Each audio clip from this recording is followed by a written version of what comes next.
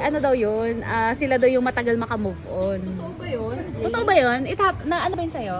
Is it true? Hindi, personal mo, in person. Siyempre, may ex ka ba? Ha? May ex ka? Oo. So, ano yung Present mo? pero. Ganon ka? Ano pa yun, mga college days pa yun? College days pa yun. Pero yung feeling mo, Parang 2 years yun, 2 years. 2 years, o diba? Grabe, tagal. Kasi ang blood type O, pag O kasi, mabilis yan yun. Siguro weeks, ganun lang. 1 month fully naka-recover na siya. Pag B, Pag 2 months, may jowa na yan. pag B, Pag B, medyo siguro in the middle ka.